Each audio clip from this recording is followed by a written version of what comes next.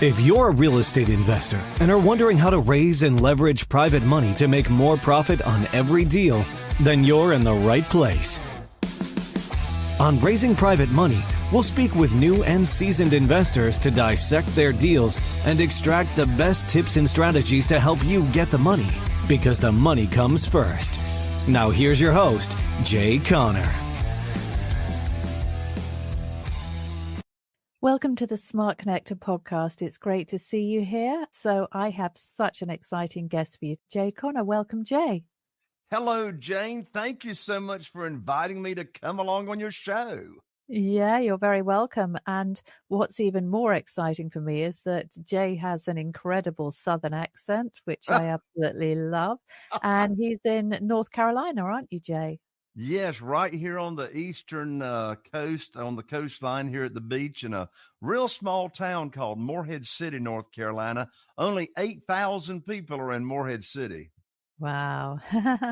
Okay, so what we're going to talk about today is real estate and raising private finance for real estate, which we tend to call property here in the UK.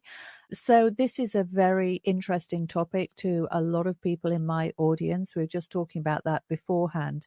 And Jay is really an expert in this area. He's actually known as the private money authority, and he helps real estate investors raise private finance without having to solicit funds. Now, you might think, oh, come on, that's not possible. But that's exactly the thing that we're going to talk about today. So it's great to have you here, and I'm really looking forward to this conversation, Jay. I am too, Jane. And I get asked all the time, Jay, how do you have all that private money or private finance available to you and you never ask for money? Well, I'm going to unpack it for your listeners, Jane. Fantastic. Well, let's get right into it. So before we do, Jay, tell us a little bit about you. What's your background? Have you always been in real estate, or have you been in finance, or how did you come to be this private money authority person? Sure. Well, thank you for asking, Jane. So I was actually born and raised right here, and my father has been in the housing business, or the property business, as you call it, all of my life. And so we have this product here in the United States that some of your listeners may have never heard of. And the product is called manufactured houses, and they're also called mobile homes. Well, my father had a company. He was the largest retailer, the largest seller of mobile homes or manufactured housing in the nation, in the United States. And so and what that product was, it's really not mobile. Like, you would buy the product, and we have these things called single wides and double wides. And so anyway, the product would be sold, and it would actually be a permanent dwelling. It was for affordable housing. It was affordable housing is what it was. Well, unfortunately, in the early 2000s, 2001, 2002, the consumer finance for that product went away. The whole industry fell out of favor with Wall Street, and they no longer were going to provide loans or back loans for that product. Well, I knew, Jane, if I ever got out of mobile homes and manufactured housing, I wanted to become a flipper of single family houses. And a flipper of single family houses, of course, is you buy a house. If it's distressed, you renovate it, you turn around and you flip it and you sell it. Well, that was back in 2003, before HGTV and all those flipping TV shows even started coming on the air. And so my wife, Carol Joy, and I, she's from Texas, we started in 2003 with investing in our first single family house. Now, bear in mind, Jane, back in 2003, I'd never heard of private money. I'd never heard of that world. All I knew to do was go to the local bank, get on my hands and knees and put my hands underneath my chin and say, please fund my deal. Please give me a loan. That's all I knew to do. Show tax returns, verification of income, and all that kind of stuff. Well, so that's what I did. The first year we only did 3 houses. And then here's where everything changed. Something happened big time in 2009. So from 2003 to 2009, I relied on the local banks. I had never even heard of hard money lenders. I don't even know what that was. So in January 2009, Jane, I was sitting right here at my desk, and I know some of your viewers and listeners probably don't even know what a handset is and a cord, attached to a handset. That's like a landline telephone, right? Well, I sat here at my desk, Jane, January 2009. I had two single family houses under contract to buy. Now, bear in mind, back then, you could get an unsecured line of credit, Anyway, I called up my banker. His name was Steve at the time. And Steve and I had been doing business for 6 years. He was my funding source. He was my only funding source. And Jane, I told him about these two single family houses I had under contract to buy. And I learned very quickly, Jane, that my line of credit had been shut down and closed with no notice whatsoever. And I said to Steve, Steve, what do you mean you've shut down my line of credit? I've got great credit. I've always made payments on time. Why are you shutting me down? He says, Jay, don't you know there's a global financial crisis going on right now? I said, no, but now you've just given me a financial crisis because I don't have a way to fund these two deals. So I hung up the phone, Jane, and I sat here for a moment, and here's a writer downer. I asked myself a very important question, and that was, who can help me with my problem? Because I had a problem. And by the way, these people going around saying, oh, every problem's an opportunity. I want to throw up. I didn't have an opportunity. I had a problem. And so I immediately thought of a friend that was investing in Greensboro, North Carolina. And I called him up and I told him what happened. He said, Jay, welcome to the club. I said, what club? He said, the club of losing your line of credit at the bank. They shut me down last week. I said, how are you going to fund your deals, Jeff? He says, have you heard of private money? I said, no. He says, have you heard of self-directed IRAs? Of course, in the UK, you call those something different. I said, no. And so I hung up the phone and I studied what private money, you all call it private finance. I studied what private money is. And you know what, Jane? That was the biggest blessing in disguise of my bankers shutting me down, because in less than 90 days, I raised $2,150,000. I don't know what that is in pounds. What? But anyway, I raised $2,150,000 in less than 90 days. And I only had $1 million line of credit with the bank. And so my banker did me a favor by shutting me down. And so how did I do that? Essentially, and we'll talk in detail about it if you want to, but essentially what I did is I put together what I call my private lending program, that I was going to start teaching people in my network what I know. So what did I do? I put on my private money teacher hat, and I just started teaching people that I had an association with how they could earn high rates of return safely and securely. Today, we've got 47 individuals, and that's what a private lender is, an individual that's loaning us money on our real estate deals. And you know what, Jane? Not one of them had ever heard of private money. None of them had heard of what we call self-directed IRA accounts where they can use retirement funds, et cetera. And so the way I raised the money without asking for it is I didn't ask anybody for anything. I taught them my program. And then if they loved it, when I had a deal to fund, I would just call them up with the good news phone call and say, look, I got great news. I can now put your money to work on a deal. I've never pitched a deal. I don't ask them if they want to fund the deal. Of course they want to fund the deal because they've been waiting for me to put their money to work. So anyway, that's sort of a 30,000 foot view as to how we did it and how we do it. Right. And I think the interesting thing about that is when people are investing their money, obviously nobody wants to lose their capital, do they? And so they want to feel safe and secure. And I think the fact that you started teaching this stuff probably made them feel as though, okay, now I understand his process. He knows what he's talking about. He understands this topic in depth. He's not just a fly-by-night who is asking for our money. And that gave them confidence, I suspect. Am I right? Absolutely. Absolutely. So, how do we look after our private lenders? Well, number one, we don't borrow unsecured funds. We back all the promissory notes How do you say promissory note in the UK? Well, yeah, promissory note is just it's a loan, isn't it? It's Yeah, same thing. So it's you pronounce it the same. So that promissory note is backed. Here in North Carolina, it's called a deed of trust. mm, Most states in the United States, it's called a mortgage. mm, So it's the document, it's the legal instrument that secures that promissory note. So they're just not loaning money out on me signing a piece of paper. All mm, those notes are backed by the mortgage or the deed of trust. So what does that mean? That means if I don't pay them, the property does. And how mm. could the property pay them?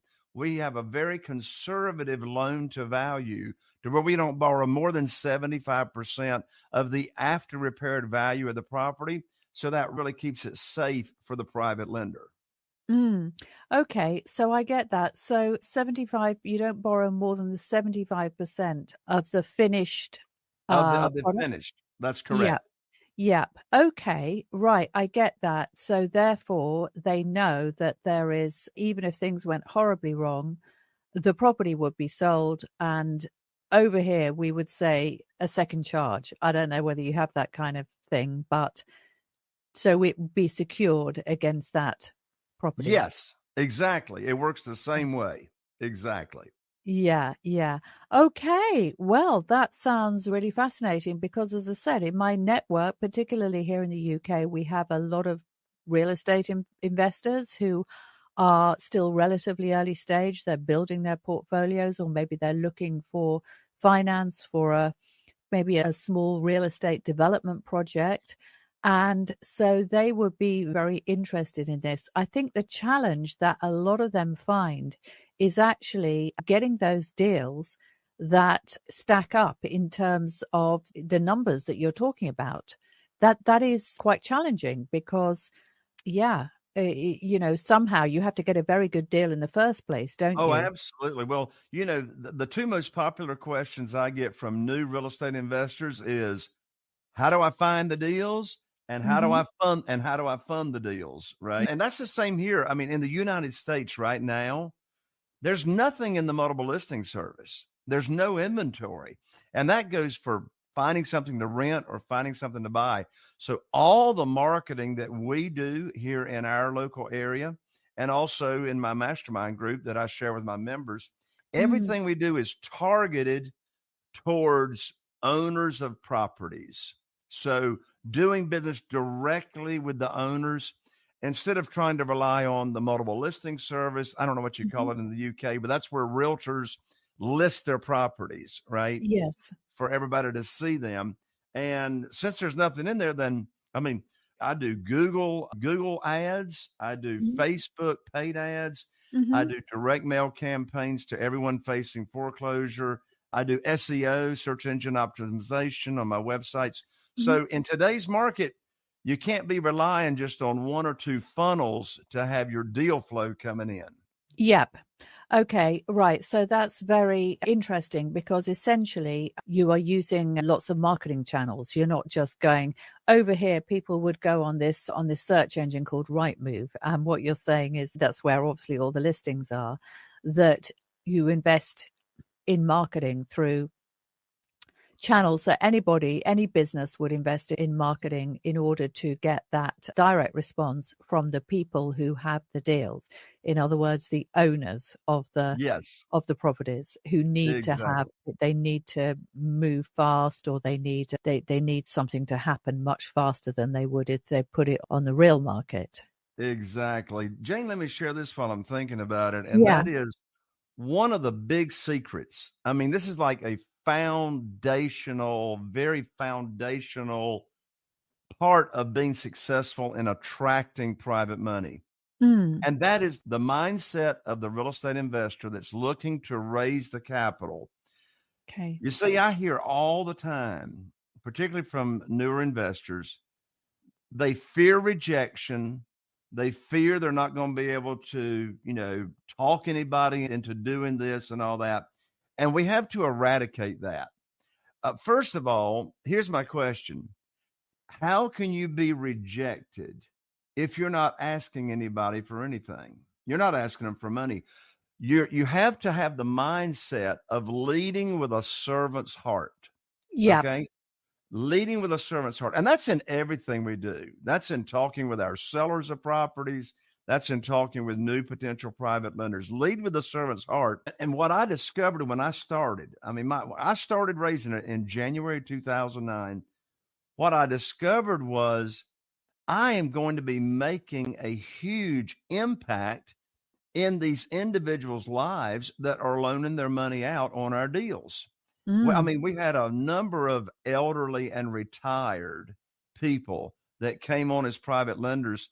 And my wife, Carol Joy, and I, we've gotten so many thank you notes and in-person thank yous of thank you for changing our retirement years. We've been able to do things that we would not ordinarily have been able to do. So our private lenders are not, I don't think any of them, maybe one of them, one out of 47 is an accredited investor.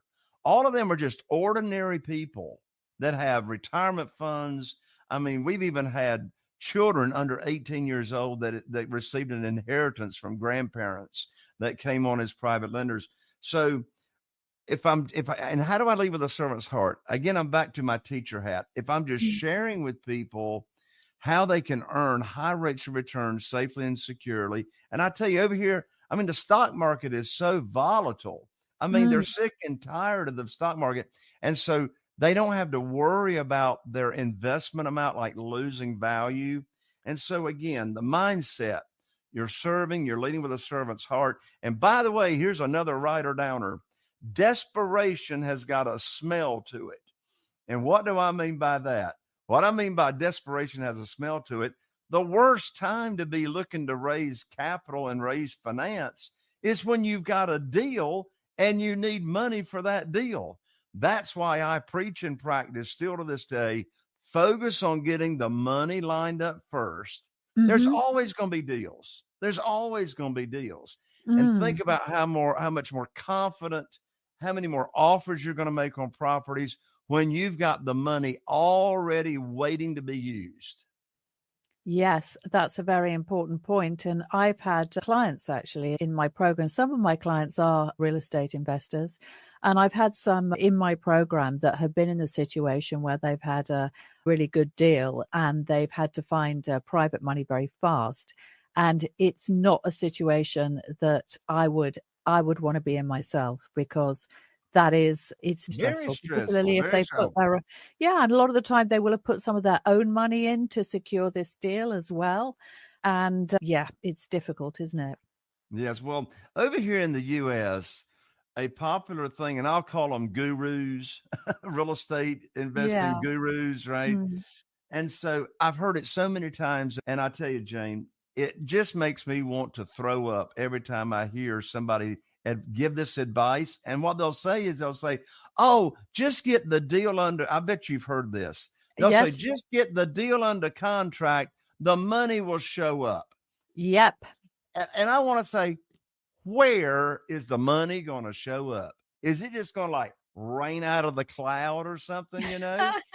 It makes absolutely no sense to me. I was a guest on a podcast not too long ago, Jane, and the host and I were having this conversation about why in the world would somebody give that advice? And the host told me, they said, Jay, I know why they give that advice. I said, please tell me. He said, because they're selling a program or a course on how to find deals, and they're not teaching anything about raising the money. Yeah, yeah.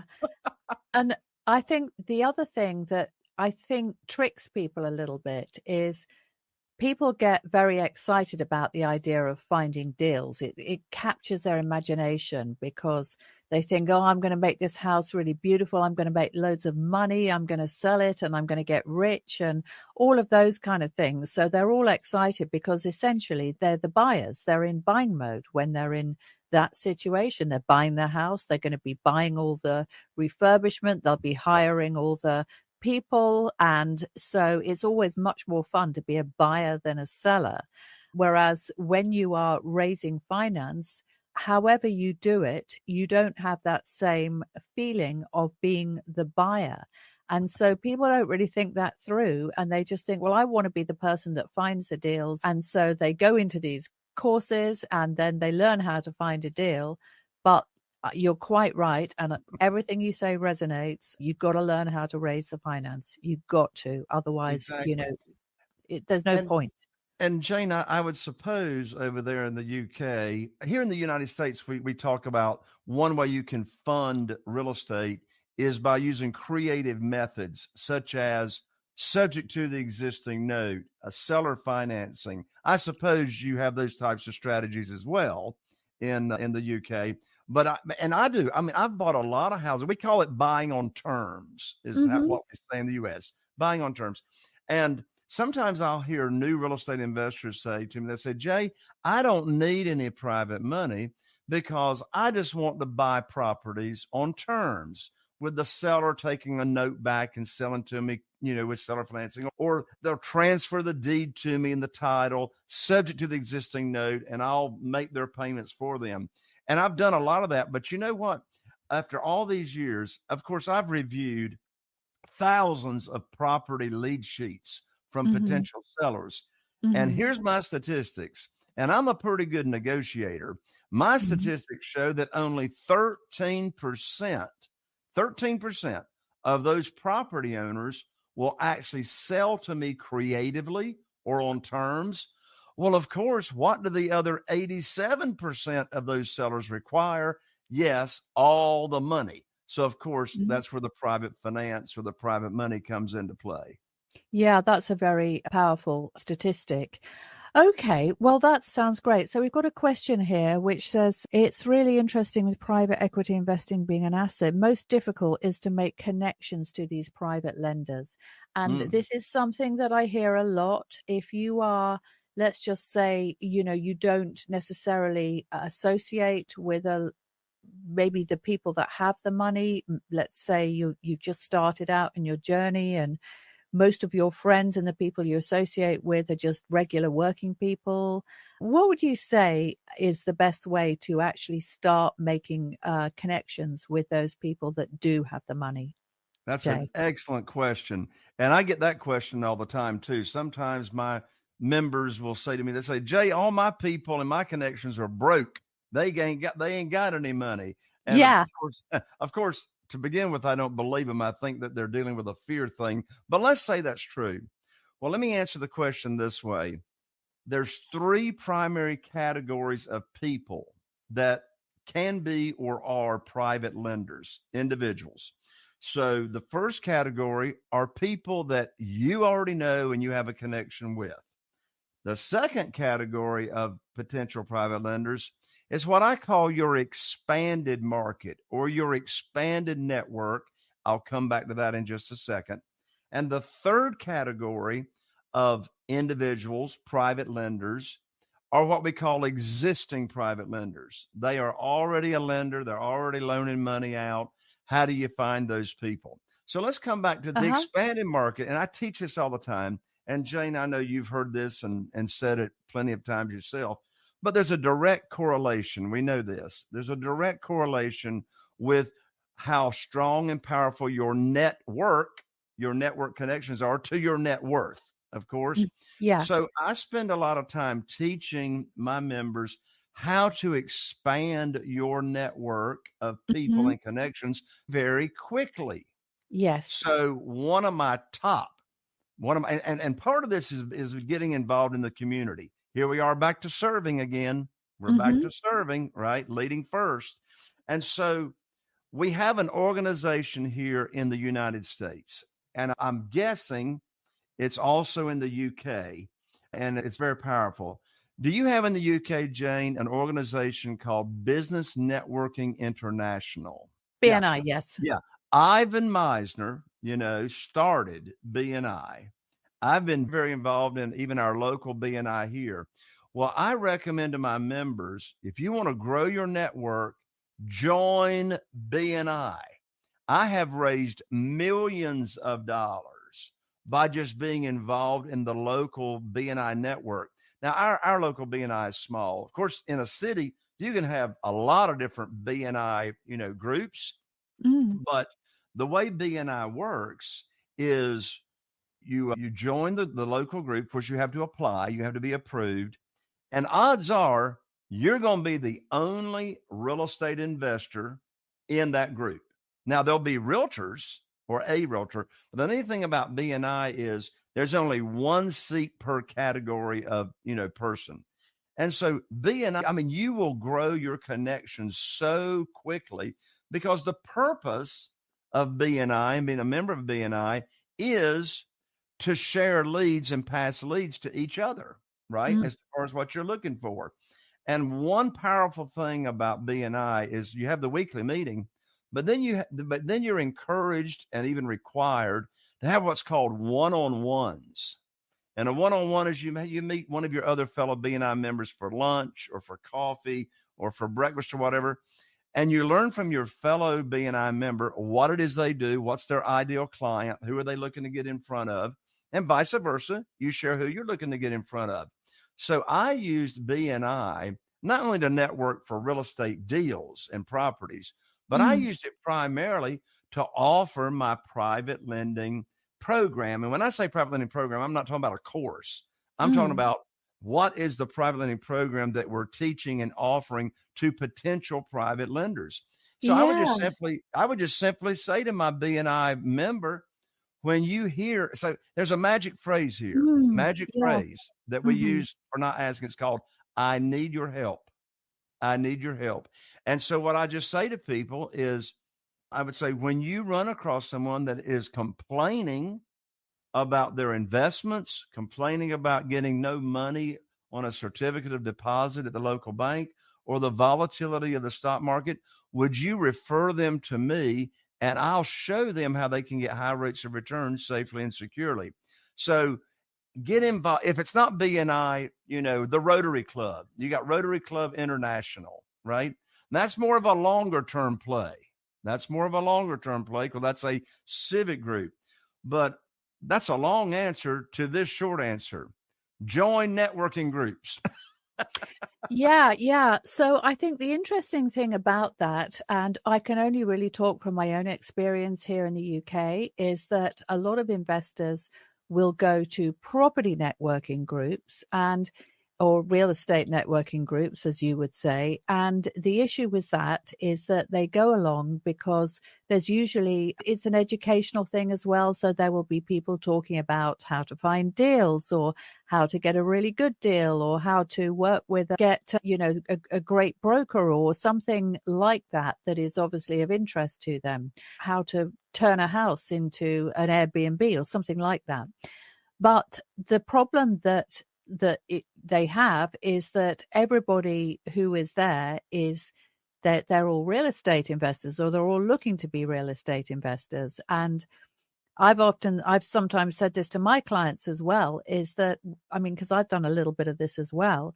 And, my investors were people that I met everyday life. So met at the school gates, met out dog walking. They're just regular people. And the people that you get at the real estate meetings, they will be people that there are, very experienced people there, but they will be looking for much higher returns because that's why they're there.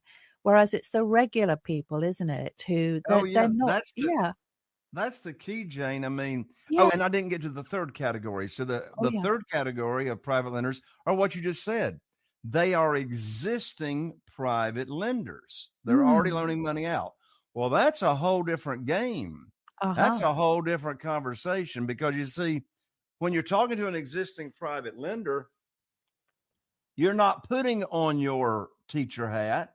They already know what private money is. They already Mm, know and they already know the kind of returns that they're looking to get. So guess what? I don't do business with private lenders that have already been doing private lending. I mean, mm, all of my private lenders, all 47 of them for personally myself, not one of them had ever heard of what private money was. They didn't know what private lending is. So guess what? Therefore, I get to make the rules. When you borrow money from the bank, they make the rules. They set the interest rate, they set the term. But when you got your teacher hat on, I'm teaching, well, in this program, for example, I pay 8%. Well, an mhm, existing private lender would laugh at 8%. Yeah. They'd be They would, more like 12%, oh yeah, 15%. at least 12%. And the existing private lender is going to charge points or origination fees. Well, you Mm. see, I've never paid a point. I've never paid origination fees. I've paid a straight 8% ever since 2009. Mhm. And I set the term, the frequency of payments, all that. And so it's like they're learning about, well, like when I started in 2009, a 12-month certificate of deposit in the local bank got all the way down to a return of only 1/4%. Mm. Well, 8% was fantastic over putting your money in the bank. Well, I still pay 8% today. Well, guess what? Today you can get 5% at the local bank, right? Mm. But guess what? 8% is still a whole lot better than 5%. It absolutely is. Well, So, totally. when you're doing business with people that have never heard of it, you are like their savior. They go like, wow, I didn't know I could get that kind of rate of return. So if you're talking to an existing private lender, now it's a negotiation. Yeah. Now it's a negotiation. But when you put on your teacher hat and you're showing people that have never been in this world before, there's Mhm. no negotiation. You're just simply educating them on what they can do. Yeah, and I love that because what a great idea that you can essentially you've got a program or call it a I know you don't call it a program, but you are teaching them what private investment into real estate actually is, what it looks like. And so they can consider it as opposed to you turning up with your hand out and saying, "Hey, I've got a great deal. Would you like to lend me money?" Exactly. It's a whole different conversation. And again, lead with the servant's heart. Lead with the servant's heart. Yep, yep. And I've got another question here. So actually, somebody's asking me which networking groups in London or UK are useful. And there, in that respect, I would say, please send me a direct message and I will come back to you because, there's a lot over here, as you can imagine. But it is important to choose a business specific networking group because otherwise you will be with these professional investors who, they're looking to take half the profit or they are looking to charge very high interest rates. And you've got to be very careful because if somebody wants to charge 15%, a top up on the bank rates, then that is going to eat into your profit. And you could very quickly, with without too much trouble, end up with nothing, right? Or in the red, as we say. Yes, exactly. And nobody wants that, do they? No, nobody likes a bloody deal. Yes, yes, exactly, exactly. Yeah. So it's funny, really, because, exactly the same principles apply really over here in the UK, even though the market is very different. We live on an island. It's very crowded. Real estate is very expensive compared to some parts of the US because there's obviously a lot more land in the US. We have a problem with overpopulation. There's a lot of people, there's a lot of immigration, there's not enough housing stock in this country. So it's very difficult to get deals. And I think for that reason, it's not just obviously finding the right investors, but it's also actually finding the right deals. But then how many people are doing what you do and actually approaching it with a professional marketing hat on and investing money into professional marketing tools like Google Ads and all of those things that you mentioned. So that is obviously very important, isn't it, Jay? Absolutely. Absolutely. Um, Here's the thing. My advice is if you're interested in getting into real estate and you haven't done your first deal yet, Mm-hmm. then don't approach this as a hobby. Do not approach this as a hobby. Mm. Approach this as a serious business. And by the way, if you are brand new, I mean, one question I get all the time, Jane, is if I could do it all over again, what would I Mm. do different? There's one big thing I would do different. Starting Okay. out in real estate, I was in investing in real estate and properties for 6 years before I sought after a coach to work Uh-huh. with. And if I had it all over to do, I would have started out with a coach, such as the brilliant Jane Bayler. Start out with a coach that can hold me by the hand instead of me trying to figure all this stuff out by myself. And I'll tell you another big key to success that I've experienced is be very careful about who you are hanging around. My wife, Carol Joy, and I, we are in three different mastermind groups. Three different mastermind groups.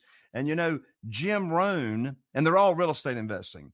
And Yeah. Jim Rohn, the late, great Jim Rohn, Yeah. was attributed with the quote of you are the average of the five people that you spend the most time with.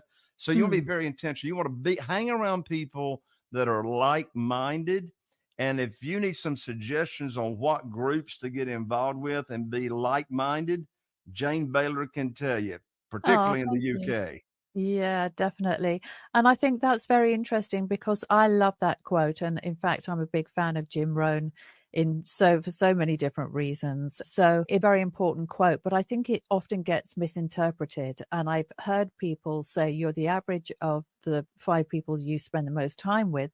And what they're really talking about is your net worth. So if you hang around with five very wealthy people, you will become wealthy. And I always qualify that by saying it's not about how much money people have got, it's about their values. Because if you hang around with rich people who they're really only interested in enriching themselves and their family, and they see you as, okay, somebody who's just there to make them feel better about themselves, then they're not going to be bringing any value to you. So it has to be a reciprocal thing.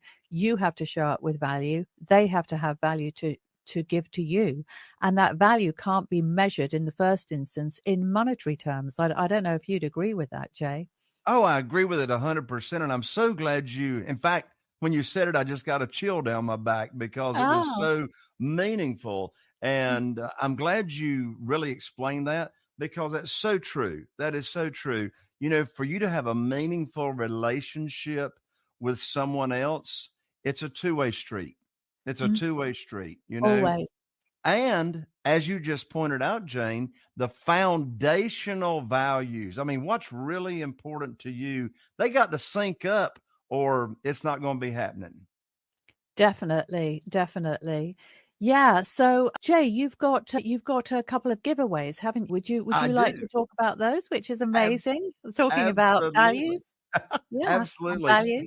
And so I'm all about giving back. So I've got two gifts. Hmm. And the gift is going to be, and this is all about raising private money, Yeah. and capital, private finance for your properties. And by the way, even though most of what I've done is single family houses, I've done shopping centers as well. I've done Hmm. condominiums, townhouses. So here's the deal. Whether you're interested in single family properties or multifamily properties or apartment complex, etc., the principles are the same. The Mm. principles are the same. So now, two different gifts. If you are in the UK, if you're in the Hmm. UK, I've got a downloadable free ebook, and the name of the ebook is 7 Reasons Why Private Money Will Skyrocket Your Real Estate Business and Help You Build Incredible Wealth. You can download this free private money guide at www.jayconner. By the way, I'm an ER, not an OR. So www.jayconner.com/money guide. So that's jayconner.com/money guide. Now, if you are here in the United States, I have a book that you cannot get in ebook form. We actually 3-day priority mail it to you. And the name of this book is Where to Get the Money Now, subtitle, How and Where to Get Money for Your Real Estate Deals Without Relying on Traditional or Hard Money Lenders. So I'll autograph this book for you. You can get it on Amazon for $20, but you might as well get it for free, just covers shipping.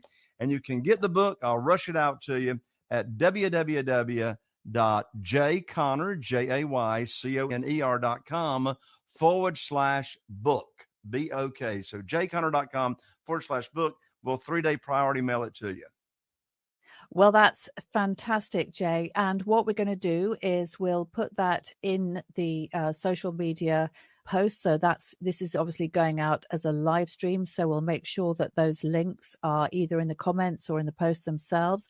And if you're listening to the podcast, we will also make sure they're in the show notes.